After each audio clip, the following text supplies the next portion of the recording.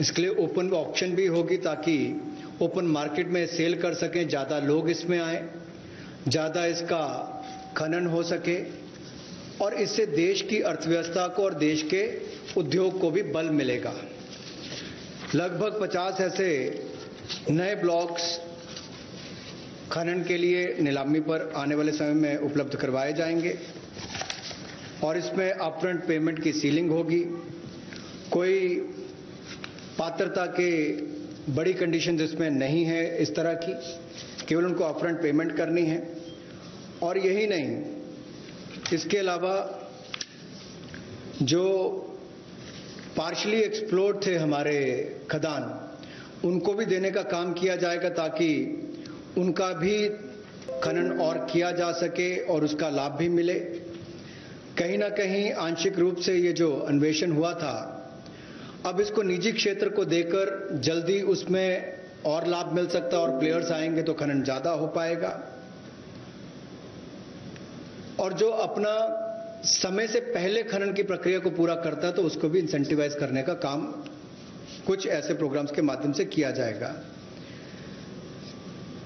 Gasification के लिए नई अलॉटमेंट्स की जाएंगी ताकि अलग अलग इसमें डाइवर्सिफाइड अपॉर्चुनिटीज मिल सकें उनको। रेवेन्यू शेयर में उनको रिबेट मिलेगा जो सक्सेसफुल कोल बिडर्स होंगे। और यही नहीं, इसके इंफ्रास्ट्रक्चर के डेवलपमेंट के लिए, आधारभूत ढांचे के डेवलपमेंट के लिए लगभग 50,000 करोड़ रुपया खर्च होगा।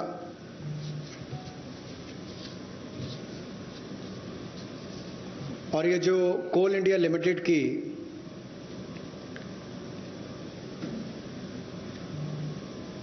एनहांस्ड एवैक्यूएशन की हम बात करते हैं, एनहांस जो कोल इंडिया लिमिटेड की जो खदानें हैं, उसके लिए भी कोल प्रोडक्शन प्राइवेट ब्लॉक्स को दी जाए, उसके लिए भी इसमें अवसर उपलब्ध होंगे। I move to mining of minerals. We spoke about coal all the while. Now we talk about minerals.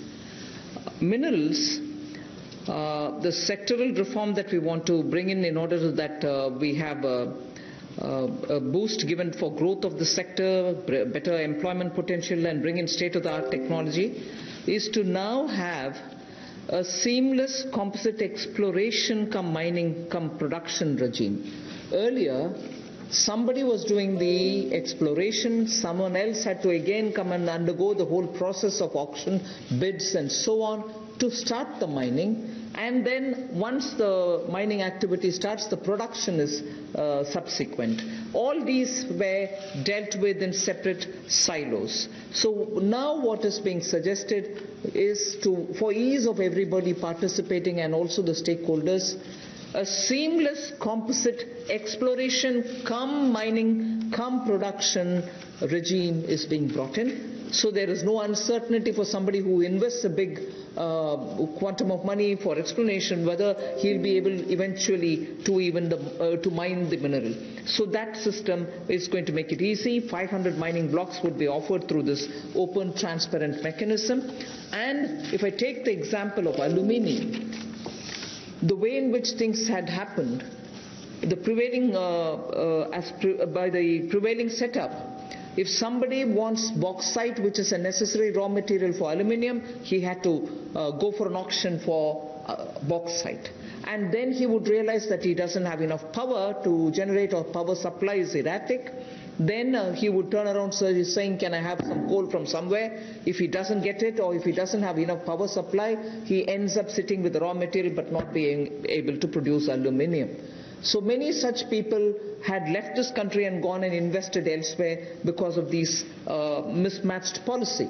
So what we are now taking the example of aluminium telling you is joint auction of the necessary two, like bauxite and coal, will happen so that it can enhance aluminium industry's competitiveness and will help aluminium industry now to reduce electricity costs, because they would be given the coal, they can gasify it and then use it, or use it in the other way. So that is one major step that we want to take in order that the mineral sector is better facilitated. And then we would also like to remove the distinction between captive and non-captive mines. So that will also help in transferring of mining leases and sale of surplus and sale of unused minerals. So I've had a mine given to me, I've taken some mineral out of it, but later I've lost interest, I don't have the capacity anymore. The left unused mineral lies there, nobody else benefits out of it. So now we are permitting them to transfer the mining lease so that whoever is interested in using the rest of it, which has been kept there, meaning which is lying there unmined, they can also use it, so the country can benefit from it. Then the Ministry of Mines is in the process of developing a mineral index for different minerals. The process is ongoing. Then a rationalization of stamp duty, which is payable at the time of award of mining leases, is also happening. So these two slides have clearly told you about the various reform steps that we're taking in order that this country, which is rich in minerals, gets timely served by the availability of the minerals for the industries to benefit from. जहां कोयले वाले में पहले partially explored blocks इनकी भी auction करने की option दी जाएगी ताकि उसकी एक्सप्लोरेशन भी हो सके और उसकी प्रोडक्शन से भी उसका लाभ लिया जा सके। इसमें प्राइवेट सेक्टर की पार्टिसिपेशन को बड़ा बल मिलेगा और इससे इस क्षेत्र को बढ़ावा मिलेगा। गैसिफिकेशन की जो बात की गई, इससे भी एक डाइवर्सिफाई करके क्लीन फ्यूल की तरफ जाने की बात अगर हम करें तो उसका भी लाभ मिल पाएगा। और इसमें भी लगभग इंफ्रास्ट्रक्चर की डेवलपमेंट के लिए 50,000 करोड़ रुपए का खर्च होगा। और यही नहीं, जो कन्वेयर बेल्ट वगैरह बनानी है रेलवे तक जाने के लिए, रेल हेड तक जाने के लिए 18,000 करोड़ रुपए का निवेश उसके ऊपर भी होगा, तो वो भी एनवायरमेंट फ्रेंडली उस तरह के कदम उस पर उठाए जाएंगे। इससे भी उसको बल मिलने वाला है। और कोयले के क्षेत्र में एक बड़ा कदम है। कोल बेड मीथेन की जो बात करते हैं, उसकी एक्सट्रैक्शन के लिए भी उसमें उनको अधिकार दिए जाएंगे।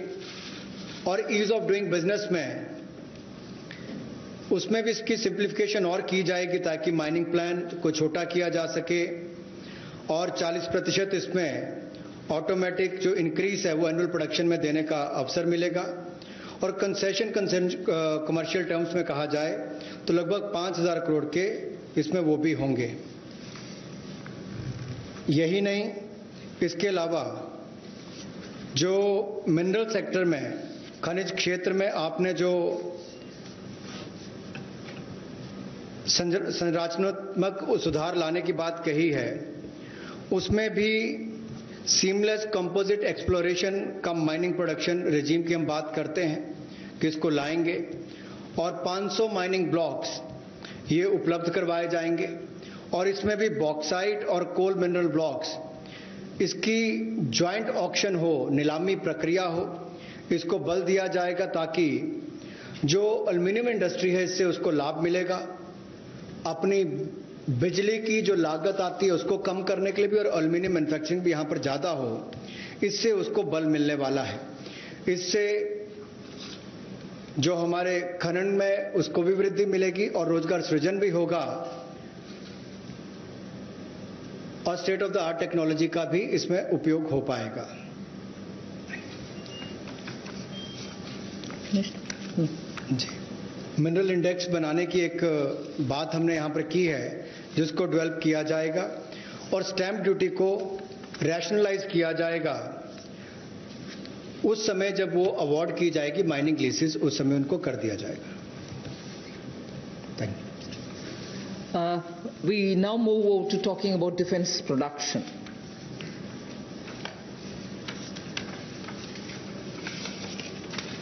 Make in India and self-reliance have now, as I said,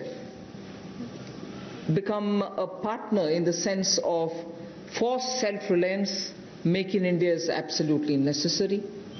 And particularly when you're talking about critical industries like defense, we need to be self-reliant where we really can be. Of course, armed forces require best of equipments, they need some of the latest technology-driven equipments. Some high-tech equipments are required which have to be imported. They can be imported, and it continues. We are seeing very good latest weaponry coming also. But some of those which are being produced in India can be bought in India, and therefore we have now come to a conclusion that we shall notify. This is done with the consultation with the Department of Military Affairs. We shall notify a list of weapons and platforms which shall be not allowed for import, but we shall have them bought from India. So the import of this listed set of equipments shall not be allowed. They shall be banned. And every year this list will be increased because more capacities which come to be recognized, which meet the standards, which meet the defense standards, will be obtained from India. As they say, the Defense General Staff qualitative requirements, the GSQRs for weapons and platforms, will all be honored, but those list of items which get notified can only be purchased from India. Indigenization of some imported spares will also be given priority. For years we have been producing spares which are good enough for even those imported vectors, imported weaponry, imported platforms. Unless we are able to do that, the spares are also something which India probably can produce but are getting imported. So indigenization of imported spares. Then for all this, a budget provision, a separate budget provision will also be given for domestic capital procurement. So this is going to be something with which the defense can make sure that their import bill can come down. This is done in consultation with the Department of Military Affairs, and this will be an important step towards making sure that Indian producers of defense equipments which are absolutely meeting with the standards which the armed forces would want will be purchased from India. The next step in defense production related reform is to improve the autonomy, accountability and efficiency in ordnance supplies which are being made by the ordnance factories. And for this, we intend to corporatize ordnance factory boards. I like to emphasize here, corporatization is not privatization. It doesn't mean that the ordnance factory boards are going to be privatized. No, they're not being privatized. But corporatized they will be. We want them to be better managed.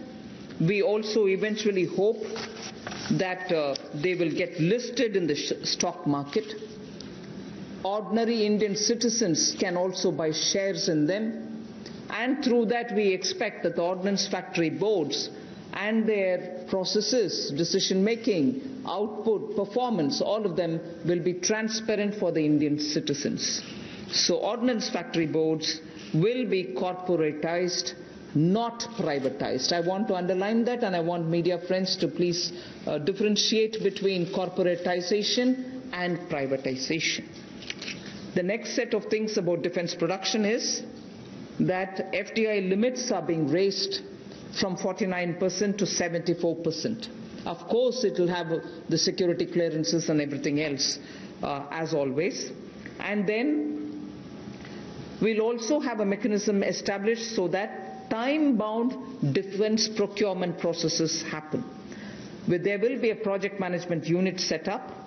Support will be given for contract management purposes. Then, as I said earlier, a realistic setting for the general staff qualitative requirements, the GSQRs as they are known, of weapons and platforms will be made, because sometimes unrealistic quality requirements are established and quite a lot of time is spent in searching for suppliers who will meet all those requirements. You end up with just one supplier, and just buying it from one supplier is not permitted, and then you do the entire circle all over again. So realistic setting of qualitative requirements is something on which we'll place emphasis, and above all, overhauling of the trial and testing processes. Yes, we understand India is a country which has different climatic and geospatial requirements, tropical, coastal, Himalayan, high altitude and everything else, but we still need to be far more efficient in trial and testing of procedures.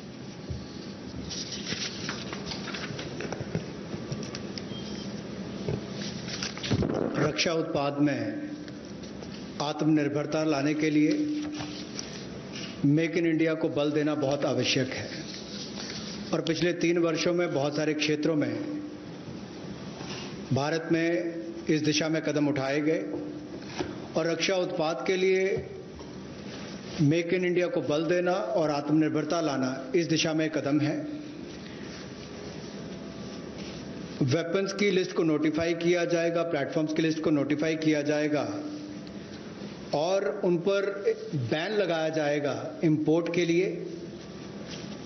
हर साल इसके लिए अलग अलग timelines आती जाएंगी, ताकि वर्ष प्रति वर्ष भारत में हथियारों का उत्पादन यहीं पर हो और हम विदेशों पर कम निर्भर रहें।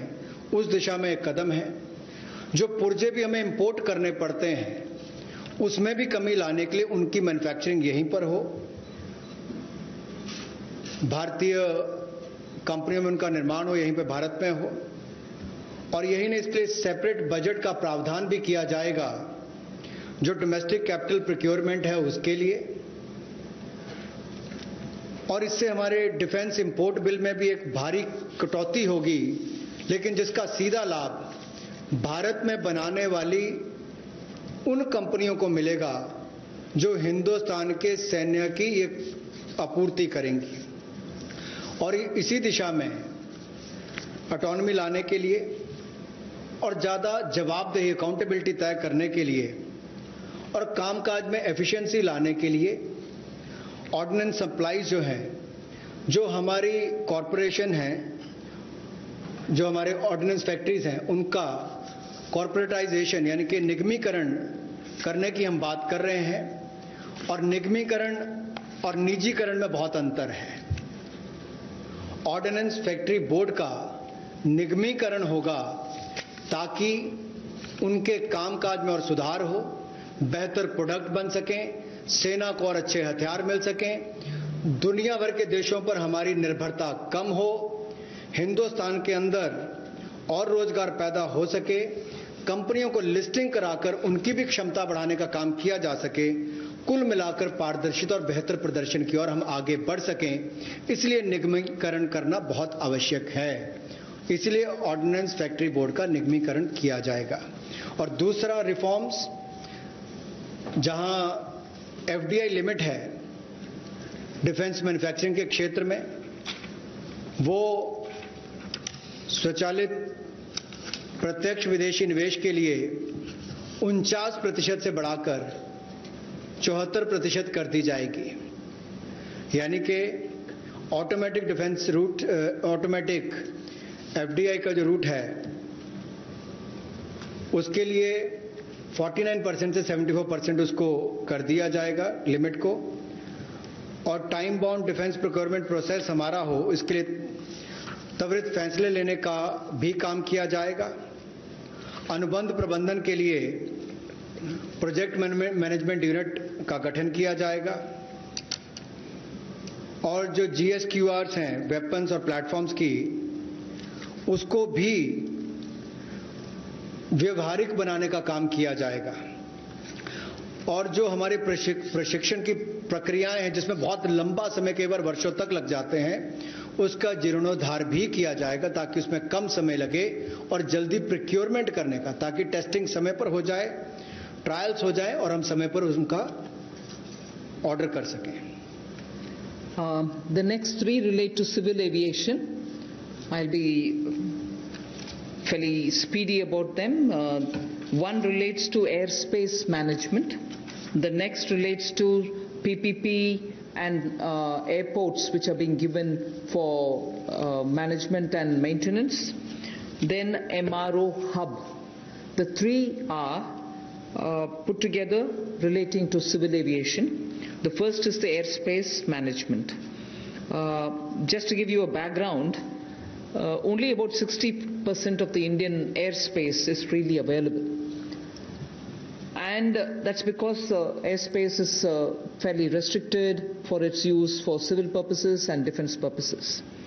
This means that all these years, all these decades, we have been flying to some most destinations, not through the shortest route, but slightly longer routes, which means you're having more time in the air. This actually has to be rationalized. Optimum utilization of airspace is best, because after all the fuel spent is also something which we import. Huge bill goes for that. Finally the customer ends up paying more price for the flying, and for pilots it's a extra hour of flying or half an hour of flying. Above all, if we are able to optimally utilize the airspace and reach quickly, every one of our time is saved, and therefore now rationalization is going to happen. We will be able to get to our destination at the shortest possible time, thus saving travel time, thus saving fuel, thus saving also the pilot's flying time. This is an environment-friendly step, but having very big implication on India's fuel importable, and also for civil aviation, which in India has biggest potential in growth. Civil aviation is up for a big leap. So the airspace availability through which the flying time is influenced is going to be better. That is one. The second that I'd like to tell you about is 6 more airports are for auction, and the Airports Authority of India shall do it on public-private basis, PPP basis. Additional investments also are likely to happen by private players in about 12 airports which they are already holding for better world-class facilities to be brought in. So majorly airports in India will become far more with better facility and customer experience.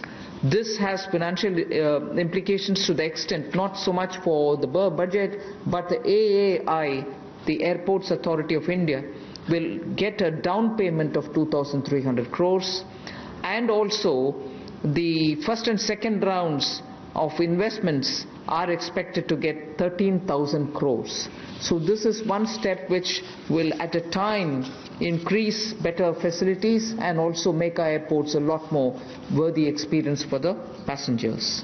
The third in this, because it's all pertain to civil aviation, is making India an MRO hub. This was mentioned also in the budget. Maintenance, repair and overhaul of aircrafts is a big business. Most of the Indian aircrafts themselves go abroad to do their repair works, spend on parts there, and also come back for after the overhaul to India. But maintenance and repair and overall, India has all the capacities, manpower skills required, soft skills required, and also India can then be the center for many of the flights which go towards Southeast Asia, long distance to Australia, similarly westwards also. If we make sure that MRO's ecosystem is created in India, for which the tax regime has already been altered so that it favors setting up MRO in India. This is a major step that we want to make sure that India benefits from. And in this, not just civil aircrafts, but also defense aircrafts can also be benefiting from the MRO, which if we make India as a huge hub. Maintenance cost for all airlines will come down, and that again will have a ripple effect on the passengers. The travelers can probably pay less after that. So these are three put together reforms for the civil aviation sector. Civil aviation sector को लेकर जो 3 बड़े कदम हैं, हम सबको पता है समय की बहुत कीमत है और हर व्यक्ति के समय को बचाने का प्रयास किया जाए। इसके लिए हवाई क्षेत्र में, यानी कि जो हवाई जहाज से उड़ते हैं उनके लिए अगर कुल मिलाकर देखा जाए तो मात्र 60% भारतीय हवाई क्षेत्र जो है वो नागरिक विमानों के लिए उपलब्ध है। इसलिए भारतीय नागरिक विमानों को लंबे रास्ते लेने पड़ते हैं, जिसमें लोगों का समय भी जाता है, फ्यूल भी ज़्यादा कंज्यूम होता है। अब भारतीय हवाई क्षेत्र की इस पाबंदी को और सरल और जो हम सुगम बनाएंगे, जिससे नागरिक विमानों के लिए कम समय लगेगा और वो ज़्यादा दक्ष बन सकेंगे। मिलिट्री अफेयर विभाग के साथ समन्वय करके इसको 2 महीने के अंतर्गत सुलझा लिया जाएगा और अवसर उपलब्ध करवाए जाएंगे। इससे विमानन क्षेत्र को 1000 करोड़ रुपए का फायदा होगा, जिससे सीधे तौर पर अगर आप देखें तो एयर टर्बाइन फ्यूल वो बचेगा, तो हमारा इंपोर्ट बिल भी कम होगा, लोगों का समय बचेगा, एनवायरनमेंट बचेगा, पर्यावरण को बचेंगे और समय कम लगेगा। ये एनवायरनमेंट फ्रेंडली इनिशिएटिव भी हमारा है और एयर स्पेस की मैक्सिमम यूटिलाइजेशन भी हो सकेगी। दूसरा, हवाई अड्डों पर अच्छी सुविधाएं और कैसे मिले, इसके लिए वर्ल्ड क्लास एयरपोर्ट्स पीपीपी के माध्यम से, प्राइवेट पार्टनरशिप के माध्यम से कैसे हो। एयरपोर्ट अथॉरिटी ऑफ इंडिया ने ये सार्वजनिक निजी साझेदारी के तहत 6 में से 3 हवाई अड्डों का अनुबंध प्रदान किया है और इसमें से जहां पहले 540 करोड़ रुपया आता था प्रतिवर्ष, अब 1000 करोड़ रुपया आता है। और इसके अलावा एयरपोर्ट अथॉरिटी ऑफ इंडिया को डाउन पेमेंट भी लगभग 2300 करोड़ रुपए की मिलेगी। ये एनुअल रेवेन्यू जो 6 एयरपोर्ट्स का है, और 6 और एयरपोर्ट्स को आइडेंटिफाई किया गया है दूसरे राउंड की बिडिंग के लिए। इसका बिड प्रोसेस भी जल्द शुरू कर दिया जाएगा। अतिरिक्त निवेश जो हम इस प्राइवेट प्लेयर्स के माध्यम से देख रहे हैं निजी क्षेत्र में, ये 12 हवाई अड्डों में पहले और दूसरे चरण में लगभग 13,000 करोड़ रुपए का आएगा। 13,000 करोड़ रुपए का निवेश पहले और दूसरे चरण में 12 हवाई अड्डों में आएगा और 6 और एयरपोर्ट्स के लिए भी जल्द ही तीसरे राउंड में बिडिंग की प्रक्रिया, नीलामी की प्रक्रिया शुरू हो जाएगी। एक और क्षेत्र है जो मेंटेनेंस, रिपेयर, ओवरऑल की बात करते हैं। जैसे गाड़ियों की रिपेयर तो लोकली हो जाती है, लेकिन हवाई जहाजों का इंजन हो, बाकी स्पेयर्स हो, इसकी रिपेयर चाहे सिविल एविएशन के हो, नागरिक विमान हो या मिलिट्री के हो, उनमें से भी ज्यादातर विदेश में जाकर रिपेयर होते थे। तो एक और हमारे यहाँ के लोगों का रोजगार के अवसर छिनते थे, दूसरा बाहर जाकर उनको मेंटेनेंस करवानी पड़ती थी। अब उसके लिए भी टैक्स रेजिम में बदलाव किए गए, उसमें एमआरओ का लिए इकोसिस्टम बनाया गया जिसको रैशनलाइज किया गया है।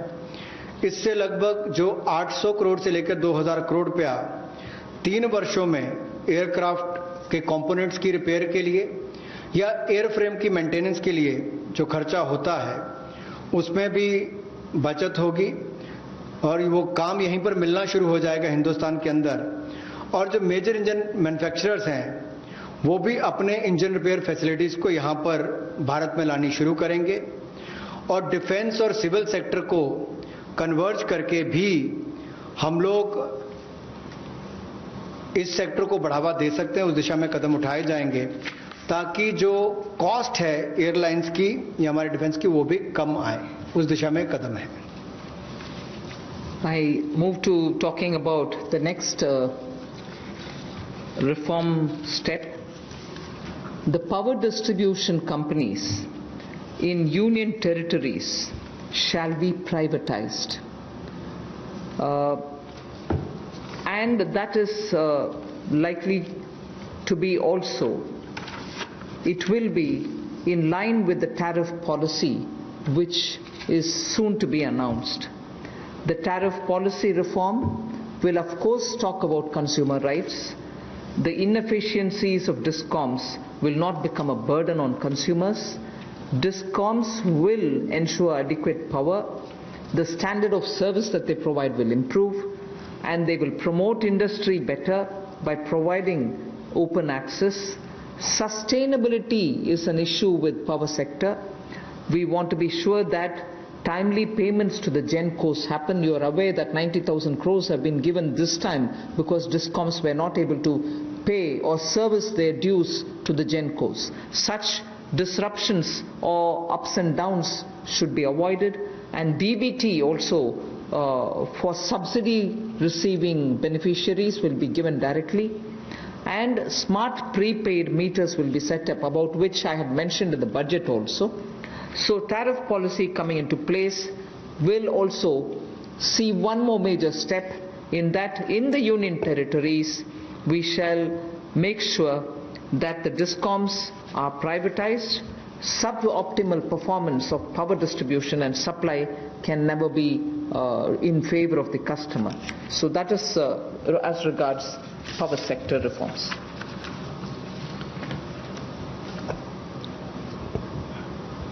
विद्युत के क्षेत्र में कुछ बदलाव किए जाएंगे, जहां पर सबसे पहले तो उपभोक्ताओं को उनके अधिकार, पर्याप्त बिजली मिलेगी और अप्रभावी बिजली कंपनियों का जो नुकसान है वो हमारे उपभोक्ताओं को नहीं झेलना पड़ेगा। डिस्कॉम्स को पर्याप्त बिजली उपभोक्ता को उपलब्ध करवानी पड़ेगी। लोड शेडिंग करने वाले को पेनलाइज किया जाएगा। दूसरा, इंडस्ट्री को बल मिलेगा, उद्योग को बढ़ावा मिलेगा। इससे क्रॉस सब्सिडी में कमी आएगी, विद्युत उत्पादन को बढ़ावा मिलेगा और जो विद्युत उत्पादन करने वाली कंपनियां हैं उनमें भी प्रतिस्पर्धा बढ़ेगी और इनको चयनित भी उसी आधार पर किया जाएगा ताकि ये अच्छी सुविधाएं और सर्विसेज दे सकें। बिजली क्षेत्र में स्थिरता आएगी, इसमें कोई रेगुलेटरी एसेट्स नहीं होंगे और टाइमली पेमेंट जो है, समय पर जो पेमेंट है, जो पावर यानी कि बिजली का उत्पादन करने वाली कंपनियां उनको होंगी। डीबीटी का लाभ हमने बहुत सारी योजनाओं में देखा है कि किस तरह से माननीय मोदी जी की सरकार ने बहुत सारी योजनाओं को अब डायरेक्ट बेनिफिशियरी ट्रांसफर के रूप से सीधा उपभोक्ता के खाते में पहुंचाने का काम किया, जिसमें उपभोक्ताओं को बहुत लाभ मिला। तो यहां पर भी सब्सिडी डीबीटी के माध्यम से और स्मार्ट प्रीपेड मीटर्स लगाने का काम किया जाएगा ताकि किसी के साथ कोई धोखाधड़ी ना हो सके और उसका भी लाभ मिलेगा। इसके साथ साथ जो वितरण है बिजली का, वो यूनियन टेरिटरीज में उसको प्राइवेटाइजेशन करने के लिए, निजीकरण करने के लिए कदम उठाए जा रहे हैं। इस पे जो सब ऑप्टिमल परफॉर्मेंस इनकी पावर डिस्ट्रीब्यूशन कंपनीज की आ रही है और जो सप्लाई में भी कमी रहती है उसमें भी सुधार होगा और इसमें जो पावर डिपार्टमेंट और यूटिलिटीज हैं, यूटीज में, इनका निजीकरण किया जाएगा। इससे बेहतर सर्विसेज को बल मिलेगा, जैसा मैंने अभी आपको कहा। और यही नहीं, हमारी पावर डिस्ट्रीब्यूशन में भी एफिशिएंसी और आएगी और एक मॉडल के रूप में हम इसको देश भर के लिए खड़ा करके देंगे। सबसे पहले इनको यूनियन टेरिटरीज में खड़ा किया जाएगा और मुझे पूर्ण विश्वास है बाकी राज्य इन मॉडल्स को देखकर अपने अपने राज्यों में सुधार करने के लिए भी भविष्य में आकर्षित होंगे। The next is on social infra projects. For creation of social infrastructure projects, which are like hospitals, because India needs a ramp up on social infrastructure, government has made a provision for 8,100 crores, that will be the total outlay, which will be going in the form of viability gap funding. So in general, for most projects which are supported by government or state,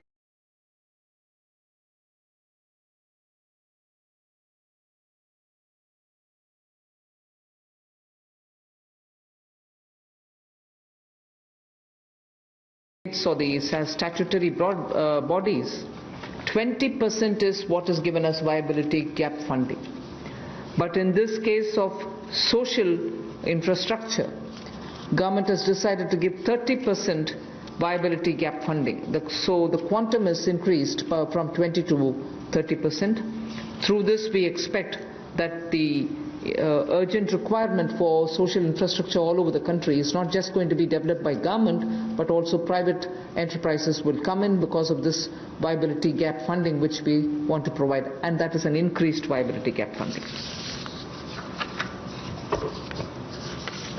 सामाजिक बुनियादी ढांचे में निजी क्षेत्र के investment को बल देने के लिए कुछ बदलाव उसमें किए गए वायबिलिटी गैप फंडिंग में। और आपने देखा होगा कोविड-19 के समय भी कि स्कूल, अस्पताल ऐसे हमारे जो क्षेत्र हैं जिनका बुनियादी ढांचे में और सुधार चाहिए, उसके लिए बल मिले। इसके लिए थोड़ा बदलाव किया गया है कि 30% केंद्र और 30% जो है हमारा राज्य सरकारें उसमें वायबिलिटी गैप फंडिंग के रूप में देंगी। इससे इस क्षेत्र को बल मिलेगा, लेकिन बाकी सेक्टर्स में 20-20% ही रहेगा। और इसमें कुल मिलाकर सामाजिक बुनियादी ढांचे के इस सेक्टर के वायबिलिटी गैप फंडिंग के लिए लगभग 8100 करोड़ रुपए का आउटले किया गया है और इन प्रोजेक्ट को राज्य और केंद्र की सरकारें प्रपोज करेंगी। The last two reform steps that I want to announce relate to space and space. The next one relates to atomic energy. First, in space, you know that India has had the benefit of an extraordinary institution such as the ISRO. ISRO has brought the nation a lot of laurels. However, today, private sector is also doing a lot of work in the space arena. A lot of individuals and startups have spent a lot of time developing space-related technologies. Unfortunately, because of the Indian regulations, they are even unable to use ISRO's available facilities for even testing their products. So what we want to do now, in order to provide level playing field for private companies, satellite launches and space-based services, we will make a provision for them to benefit from the assets which are available with the ISRO and for India to benefit from it.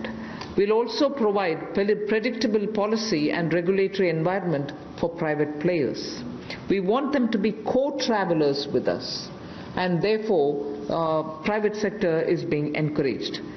And also for future projects for planetary explorations and outer space travel, it will also be open for private sector. So in short, private sector is being given a good access to this space area where both government and private sector can work for a better Atmanirbhar Bharat. Another important aspect is there's a lot of geospatial data in India for Indians, particularly like startups which are looking at doing a lot of irrigation work, drought-prone area development work, groundwater work. They don't most often get the data within India. They go getting it from abroad, data about India, paying through their nose for some good work that they do for India itself. So a liberal geospatial data policy is something which we like to work, and we want to provide remote sensing data to tech entrepreneurs, but of course with a lot of sense of caution, because this is a very sensitive area. We want to also give the benefit and the advantage to the Indian startups who are also doing pioneering work. अंतरिक्ष के क्षेत्र में भारत ने बहुत अच्छा काम पिछले कुछ वर्षों में किया है। अब इस क्षेत्र में निजी क्षेत्र भी किस तरह से सहभागी हो, कैसे वो भागीदार बने और उपलब्धियों भरा आने वाला समय हो, इसके लिए अंतरिक्ष क्षेत्र की गतिविधियों में प्रतिपादक वृद्धि लाने के लिए निजी क्षेत्र की भागीदारी को बढ़ाने का अवसर दिया जाएगा।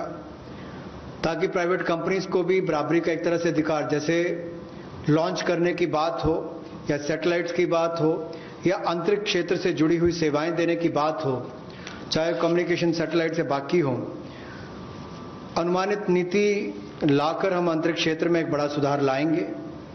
और यही नहीं, निजी क्षेत्र की कंपनियों को इसरो की सुविधाएं या जो एसेट्स हैं उनको इस्तेमाल का प्रावधान करेंगे ताकि वे अपनी क्षमता बढ़ा सकें और उपलब्धियों भरा हमारा आने वाला समय अंतरिक्ष के क्षेत्र से जुड़ी हुई, चाहे वो सेवाएं हो या खोज हो, उससे जुड़ने के लिए हो।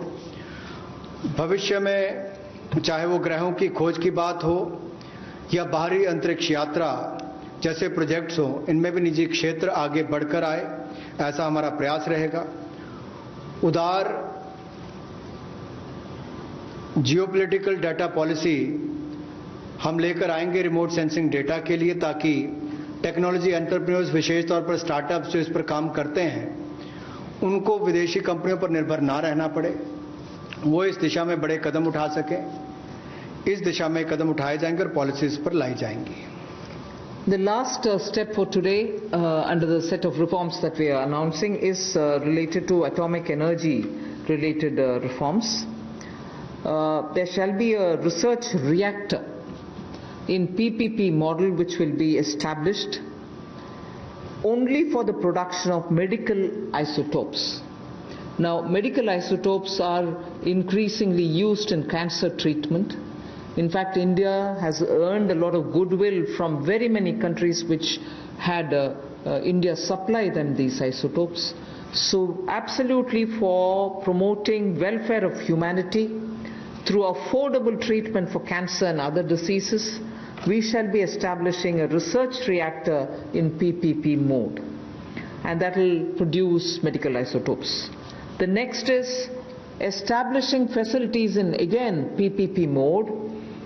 Atomic energy is completely with the government, but here are the ways in which we are bringing in the PPP mode, establishing facilities in PPP mode to use irradiation technology, the radiation technology, for food preservation. Radiation technology, as you know, at one point in time the government also was discussing it, and a lot of you all were asking us questions.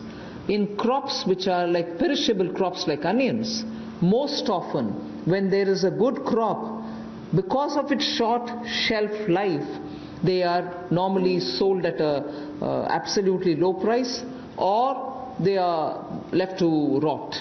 Whereas when you use radiation technology, we are able to provide it the necessary qualities with which it can be stored for a longer time. Shelf life of perishable goods like onions can be improved and longevity given. This is something on which technology development cum incubation centers being established now will also set up a kind of synergy between research facilities and tech entrepreneurs who can develop such technologies which will be used for very many daily use matters such as vegetables and fruits preservation and so on. So this pertains to reforms in atomic energy, and that's my last slide. Atomic energy से related जो हमारी reforms हैं उस पर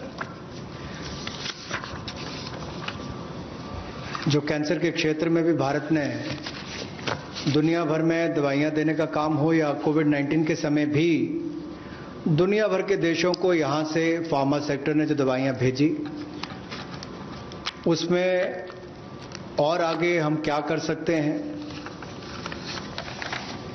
medical isotopes का उत्पादन करने के लिए पीपीपी मोड में रिसर्च रिएक्टर्स का स्थापना करेंगे, और इससे मानवता की सेवा को और बल मिलेगा। और भारत ने जो कोविड-19 के समय हो या कैंसर की ट्रीटमेंट के लिए भी इससे पहले लगातार दुनिया भर के देशों को यहां से मेडिसिन देने का काम किया हो, उस दिशा में भी हम कदम आगे बढ़ा सकें। पीपीपी मोड में जहां फैसिलिटीज देने की बात है, वहीं पर पिछले कल हमने कहा था टॉप से टोटल,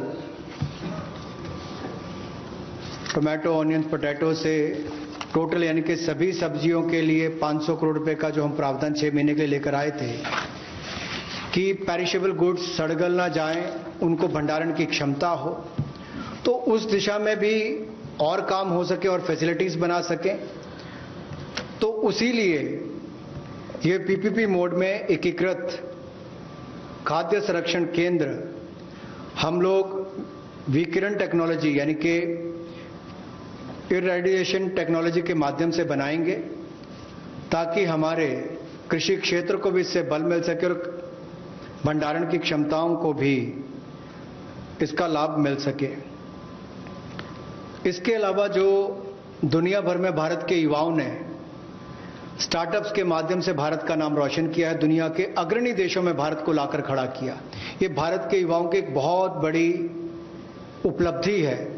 उसी दिशा में ये स्टार्टअप के रोबस्ट इकोसिस्टम को हम न्यूक्लियर सेक्टर के साथ जोड़ने जा रहे हैं ताकि टेक्नोलॉजी डेवलपमेंट कम इंक्यूबेशन सेंटर्स को सेटअप किया जा सके, इनकी सिनर्जी हो हमारे रिसर्च फैसिलिटीज और टेक्नोलॉजी एंटरप्रेन्योर्स के बीच में। एक बहुत बड़ा कदम है इस दिशा में कि एक नया क्षेत्र हमारे देश के युवाओं को अपनी प्रतिभा दिखाने के लिए मिलेगा। स्टार्टअप्स के माध्यम से उन्होंने दुनिया भर में भारत का नाम रोशन किया है, उससे बल मिलेगा और निश्चित तौर पर इससे आगे बढ़ने के अवसर मिलेंगे।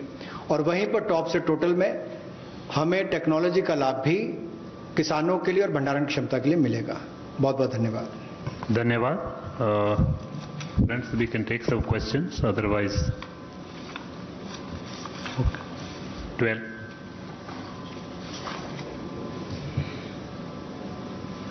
Very good afternoon, ma'am. Sapna here from CNBC TV 18. Ma'am, 2-3 questions have come up on the sectors that which you have announced the reforms. So